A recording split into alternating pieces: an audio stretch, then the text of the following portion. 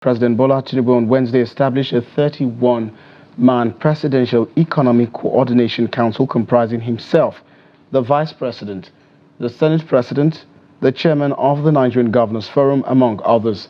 President Tinubu also established a 19-member Economic Management Team Emergency Task Force, which he mandated to meet twice weekly and submit a 6-month comprehensive plan of economic interventions for 2024.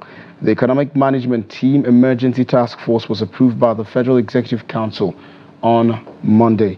The plan, covering the next 6 months, would be due for immediate implementation within 2 weeks of the EET's inauguration, the President directed. The EET comprises ministers, 4 governors, and some members of the economic management team, as well as the private sector. The EET is to report to the Presidential Economic Coordination Council, headed by the President. And joining us now to share some perspectives on the issues and also how Nigerians should expect to see some of these issues snowball to affect the economy and the economic direction of the country. We have in the studio Mr. Adegboyega Adebajo. He is an economist and investment banker with over 25 years of experience in the banking and economic sector. Welcome to the program, Mr. Adegboyega. So, thank you so much. An economic management team and then also a Presidential Economic Coordination Council. This is aside the Presidential Task Force on tax reform, among other economic committees that have been, established and inaugurated by the President in time past. Period. Just 1 year. So, do you think that this is same old as we've seen in the past, or would you say that this might yield some results, especially as some Nigerians have been quite excited, with the strength that the Naira has been gaining against the dollar? I think, first of all, let's put what's happening between the Naira and the dollar apart and look straight at these committees. Your first question was, is it the same thing? It could be, but it's a totally different environment now. They say if you really want people to talk a lot and get nothing done, just put them in a committee. It's a rather unusual collection of individuals. In their own rights, they're all fantastic persons. They all have the capacity to do what they want to do. But one of the first things I would expect to happen when they meet is that as a large committee as they are, 3119, they need to break themselves up, first of all, into subcommittees. It's too unwieldy, but maybe that's the sense behind having so many people. Break up into subcommittees and focus on certain parts of the economy. That's first. The second thing is, in the more developed countries, you have think tanks. And think tanks are there. They are not biased. They're not pro-government. They're not anti-government. And they're just thinking about the country, they're thinking about the long term, and they've come together and they're able to use thought leadership to direct where the government is going and what the government should do. Now, governments do not always take the advice of such think tanks, and I can be pretty sure that there are going to be certain people on these committees who feel a certain decision should be taken, and the government decides, no, we're going to have to do it this way. And that's what happens when you have the private and public sector together. The government has a social contract, and sometimes it's not about profits. It's about making an impact on the people based on governance. Yes. And so that may underlie a lot of what comes out of the committee. Okay. Let me just put this to you so you can just answer. It's something similar. We know that this is not the first time something like this is happening. The past administration have tried. After the COVID-19 pandemic, we're looking for how we can restructure the economy. And we have people from organized private sector. We have people from the government, which was headed by the then Vice President, Yemi Osinbajo. And a lot of Nigerians looked at it, the likes of Bismarck, Irwani. We saw the likes of later on, Professor Doyin Salami was introduced, and a lot of people were happy. This is the kind of right minds we need to actually do this restructuring and give advice to the president. We saw how that panned out. Nothing much came out of it. And now in 2024, we're having PECC, EMT, and EET. This is the committee that was set up. And yes, you did mention that we're seeing unusual faces. The likes of Chidi Ajere, a lot of people are excited, you know. Yeah. We have Funke and we have Bosun, three of them from the tech. Yeah. We have people from the organized private sector, Lumelu, Dangote, and all of that. But a lot of people have concerns about this constitution of this committee that, you know, we have people who are monopolistic in nature and in this constitution, and you see that they have a chunk of them constituted in most of this thing. Do you think that that is a red flag? Because yes, we have new people, new faces, young people. Tijani and of course Ajere, they are very young people. Even Funke is very young. So do you think that this is not a right step in the right direction because of their monopolistic nature? Okay, so I'll say this. Earlier on, when I was responding, I said something about profit and the social contract with the people. I implied that you're absolutely right. If you've got private sector people around, they think differently from public servants. If you really want to be able to discuss and argue out the directions you want to go, then you need to have people who may have two different views. I've been in a situation where I've had people talking and I've listened to someone saying, no, we should go in this direction. The person says, no, we're government. We have to think about the people. It is not about public. Okay? And so that is probably what you're going to have. You will have the private sector guys thinking in terms of what government policies are ideal to drive the private sector. And you're going to have the public servants in there who are ministers, who are advisors, who are heads of MDAs, who hold elective offices. And they're going to keep saying, no, this is our role and this is what we should do. It's interesting. You've got the CBN governor on the committees, and you've also got the Minister of Finance. The Minister of Finance and all. So, but the thing is, whether we like it or not, the usual interplay for the economy is monetary policy and fiscal policy. Yes. And these are two key people. And I don't believe that the central bank will subject its direction and its intentions to a committee. I think the central bank is heading in the right direction. It knows what it's doing, where it wants to go. And if it finds itself or its policies being discussed in the committee, it will probably defend its position. And more often than not, probably get away with it. Because there is a job to be done, and it needs to be done from that angle. However, what the other people around may then be looking at is how does it impact everybody else? Because when you've got the ministers you have there, they've got to think about the people. How does this impact the people? What do we need to do? Is there something complementary the government is going to have to do? And as we're talking, we're assuming that we have a committee that's going to work in an ideal situation the way it should work. But I don't think it will work. You've got personalities at play. You've got egos at play. You've got interests at play, which is why you said monopoly. So these will come in, and everything depends on how during committee meetings they're able to handle this interplay of personalities. And that's why I say I hope they can break up into subcommittees and focus on areas. Mr. Adegboyega, so we have the National Economic Council. Yeah. And now we have a Presidential Economic Coordination Council. Now, if we remove the presidential and coordination, we're left with an economic council, and there's a national one. Yeah. I'm asking this question because of the worry of whether there would be a repetition of responsibilities, as it were. So you're probably right in thinking, and I would hope that those on the National Economic Council who are there, the Presidential Economic Council, particularly the Vice President who chairs that, will be able to take away things from the committee and smoothen the National Economic Council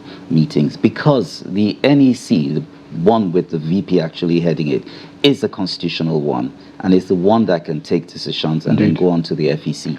So, yes, the president may say, I've appointed these committees, but they need to come back to him and he needs to put it forward to the FEC. And if the National Economic Council hasn't really looked at it, you may have a discussion here and there. So I expect that the interplay based on the presence of the vice president on those committees should be able to smoothen that out.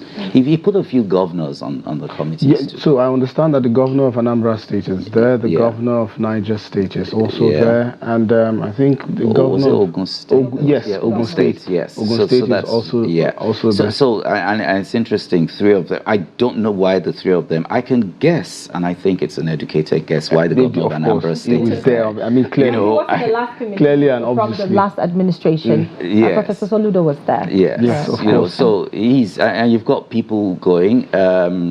Niger State seems to be doing some interesting things, and I think the governor has brought himself into the forefront there. So for what it's worth, I think those three, along with the vice president and others who will be on the National Economic Council itself, will be able to drive home and convince the others of what they're doing. All right, Mr. Adegboyega, so this is what the federal government is doing at the national level, but then again, we know that a lot of the impact should be felt at the state level. So what would you now advise the subnationals to do at this point? I don't know whether there is an information that they're not sharing with us, and whether the subnationals will be carried along at any point, or perhaps this template would be shared with them, but because the impacts that we get is felt at the states and the grassroots. So perhaps there's some perspective you have as to what these governors should also do. At this point, some of them appear to not really have an idea of the true picture or true situation of what's going on. It's sad that we're unable to let go of history the way we should. You've had a situation where governors have always been beholden to the center, whether you want to take it from military rule, and all, and they're still thinking. Now, this, interestingly, is the first time we're having someone who's served as a governor for 8 years sitting in the presidency. And, there's something he's been saying, and I wonder why. Not necessarily, because Umar Musa Yar'Adua was. Yes, okay, that's right. Yes, sure. So he was there. Let's say he did his 4 years. He did his 4 years, of course. Okay, I take that correction. But he's been saying something, the president has been saying something since he came in. He's been talking to the governors and say, go back to your states and run your states. The truth is, there's so many of us who keep looking to the presidency when the persons we should be challenging are the state governors. The capacity and the authority the state governments have, the subnationals, over their particular geographical territory is significant. Most people haven't even looked at the exclusive list and the concurrent list and challenged that. It was in fact Lagos State that challenged a lot of items on that list, and including power generation. Yes, exactly, and got the presidency of Obasanjo to say, okay, so that's the state's government's authority. I think someone needs to really put this down in black and white to a lot of governors.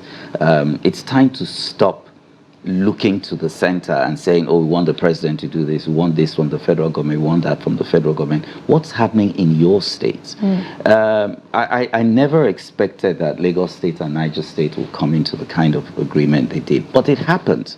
And that shows you that there are people somewhere thinking, without the federal government's assistance, let's see what we can do, because a lot of these resources, a lot of this capacity, it's here at subnational level, and we control it. So let's do that for the benefit. Now, what's going to happen is farmers in Niger State who typically sell their stuff to Lagos State and have to perhaps pay for logistics and all that to be out, they're going to be less bothered about offtake. Once they harvest, they know there's an offtake. And Lagos is not so much like just one, because of the population, 20-something million people. So they know what they're feeding. It's a ready market. Yes, it's a ready market for them.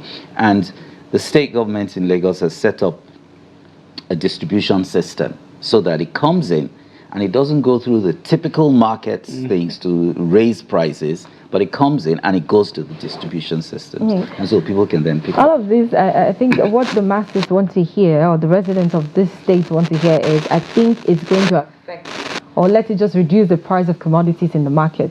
If we're not seeing any of that, then I wonder what we're doing. But coming back to our discussion right now, this committee, if I'm to hold you by your first statement, you said if you want to set up, if you want people to do nothing, put them in a committee. Now, looking at that holistically now, we have this committee set up. The first one didn't do so much. The second one is here. And you're wondering, the problem of all of these committees set up is implementation. The problem if implementations come to play in, issues like this. What do you think that, the president could have done better to restructure the economy after everything that we've been through since he became president? Well, that's a heavy one. I say it's a heavy one because, first of all, when we look at the dynamics of committees, some people will go to those meetings and not be part of the discussions, would not contribute to anything. There will be core effective persons who will speak, who will get their ideas done. And then, like we said, government is a process. Okay? So these committees are like based on presidential orders. They will still need to go through constitutional bodies to become law or to become ripe for implementation. Now, when that is done, you then need to go to the bureaucracy. The president is not going to go out there, roll up his sleeves, roll up his trouser legs, and start helping the farmers. It's got to be the Ministry of Agriculture or the Ministry of Trade and Investment, or the ministry, something or the other. Now, that is where we come to our bureaucracy. I believe a lot needs to be done in terms of getting the civil service to sit up and become much more profound about implementation. Because yes, you did say it's implementation. That is the key. It's one thing for the president or the vice president or a state governor to make a pronouncement, we will do this. But he can't do it alone. It's the machinery of the civil service that needs to implement that. So we need to look at our bureaucracy again. And before you start asking me if I think the Orosanye report is going to do it, I don't think it's about the Orosanye report. What's it about then? I think it's just about how people, we need to, I think somehow we're still carrying a bureaucracy we inherited from colonial times without looking in terms of even digitalizing some of those things. And I honestly wouldn't want to share some personal experiences here. A lot of things could be digitalized to make it more efficient, to make it more effective, to make it much more smooth. There are people who still believe the old way of, I need to move a file from here to here. So, Mr. Adegboyega would give the examples if you wouldn't. Here in Nigeria, we still have agencies and ministries where you would have to send a dispatch rider to go submit a letter and still do a follow-up when you could simply send an email. This is just a tip. You that a dispatch rider is coming to your office, please pay him when he brings the response to you. So let's not give the other many examples that Mr. Adegboyega does not want to mention. And this is one. So just do something. Take a walk around the Federal Secretariat and understand the absence of power and how it affects the workers. I can't even expect you to sit in your office in the heat and say you're working if you're a civil servant in the secretariat if there's no electricity. It's a major thing. You first make the environment conducive, but also in terms of the mentality of the people who need to do the work.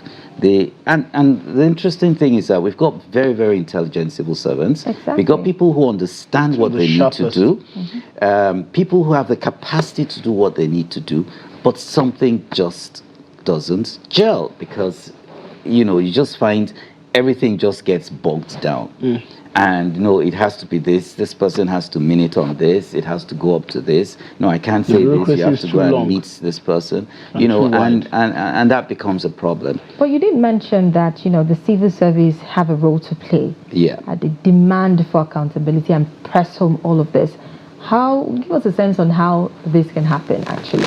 what are the actions? What is it supposed to do? Because clearly, it seems the case of they know they don't want to, or they don't even know at all. But to add to that, honestly, because we're talking implementation now, the president has done his bit by establishing, the Economic Coordination Council and the Emergency Management Team, who are going to be coming up with robust, recommendations, as it were. But robust recommendations are just, pieces of paper. Implementation is where we really see these things come to life. So, and if we have a situation where the civil service, as it is sort of taking the back seat or docile, then how do we get to see the effect and the impact of all of these efforts that the federal government is putting in? I have not been a public servant. I have not worked in the civil service, and each time I engage, I am reminded that there is a way the civil service works. Okay. Unfortunately, I cannot start to study the civil service to think in terms of way. But the first thing that comes to my mind is there are things that happen in the private sector, and there's a way things get done. Perhaps it's important to try to get things done that way. We saw a difference in one of the ministries when Dr. Adegboyega was Minister of Agriculture. He ran it in a different way, and he was effective. For what it's worth, the FCT administration is the civil service structure. We've seen a minister of the FCT that has been very visible, but very visible because there are things happening. Nothing seems to be bogged down by bureaucracy. It appears, I don't know him, I haven't interfaced with the FCT administration, but it appears that there is a short gap between when he says he's going to do something and when we start seeing the things being done. So it tells you that, there's something happening there. Sometimes it's not a short gap, it's a very long one. I remember this committee has been constituted, they're coming back in June, they're sitting, and Nigerians are like, okay, we are seeing this committee being set up. How far? When are we going to start enjoying the dividends that comes out of the committee? That is not something we talk about in a year. Indeed. So it's compounding the problem, and so many Nigerians don't know about this. Mr. Adegboyega was talking about the FCT. The Minister of FCT. Yeah, that was what I was saying, the short gap. The short gap. But let's go to that. When you bring people together like this, 31 people or 19 people, you need to give them time to understand themselves and to work together. Any group of people, if we had to work together, three of us, and we'd never met each other, I would first want to start assessing your strengths, your weaknesses, your areas of interest, to be able to understand how we can engage to achieve the objective we've come together to achieve. So that can happen. I think even asking them to do stuff by June underscores what I said, that some people may really not do much. And you may find a core group who puts together the framework, the template, and everything, presents it, and says, this is the way we need to go. And someone says, oh, yeah, okay, fine, it sounds lovely, it's good. So let's go ahead. So it may work. And, I don't believe that the president did not think through the names he put together. And he's probably had discussions with some of them. And like everything else about Nigeria, you need to be politic when you're doing a national thing. Indeed. You need to be So he may already have his core group, but he may need a picture to reflect the country. Indeed.